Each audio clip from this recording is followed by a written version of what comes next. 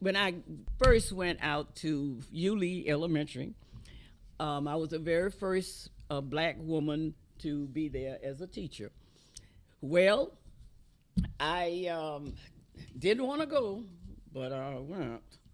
And I was quietly or silently accepted. They all stood aside and they watched me as I walked in.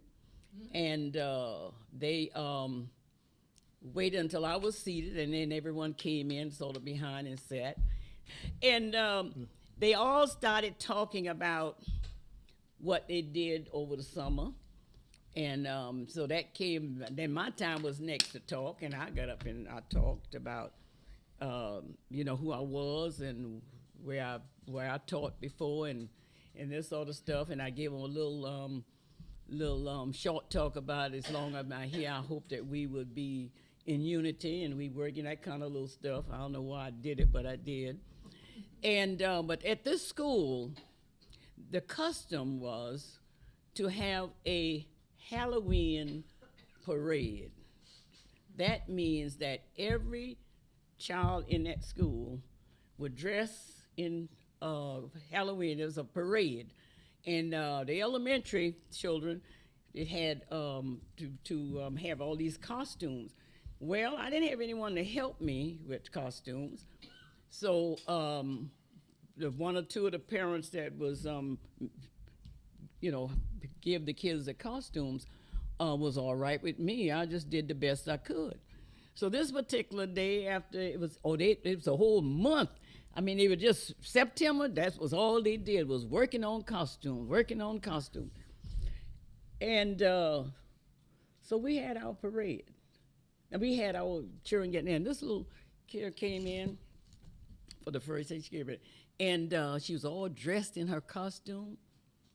And let me tell you, she had a white robe that covered her, two big eyes that was sticking out, I don't know if you can see through. And across the front of her thing was KKK. So, guess what I did? I grabbed her by the hand and I said, "Come, darling." I said, "We gonna lead this parade today." So the deal you told, so I grabbed her by the hand and we went out. And I went out in the order. I mean, in the you used to had walls. I went out and I said, "Everybody, look who I have today." Now all that laughing and hollering and carrying on, it got so quiet you could hear a feather move if you listened hard enough. And they looked, but I went through the whole room. I went through the whole school. And everywhere I went, I went, "Hey, everybody. Hey, everybody." And guess what? Now I got to finish telling you this, so guess what? After that happened, we came back, and it was quiet, but it stopped. We haven't had another Halloween parade at all. But let me tell you something. The next day I went in, because when I would go in, they wouldn't even say hello or good morning. I say good morning, no answer, no nothing.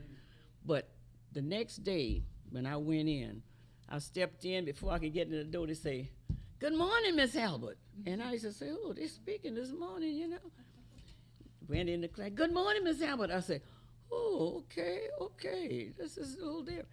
And the person that was wore that costume, she came in and brought me a little rose the next day. And I said, "Oh, what's happening here?" I came up to her. I said, "Charles," every time something happened, I'll tell you, "You got that from Charles?" And I said, "Charles, I got a rose today." I said, "It's from this little girl." I said, "What's going on here?" He said, "I don't know. But I'll tell you what, two more teachers came in as the weeks went on and said, 'We're eating lunch with you today.' All of a sudden, I was a center of attraction for something now. Isn't that something? And I said, 'Oh, my Lord.' And I'll tell you what, it's time to leave. "You're not leaving us?" I said, "Yes, I am." They said, "No, don't. You're not going to leave."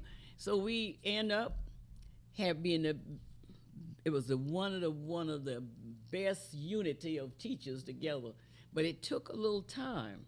I don't know what happened, whether the parade did it or what happened. But I'll tell you what, we had another incident and they stopped having a Halloween parade. I know they did that. But since then,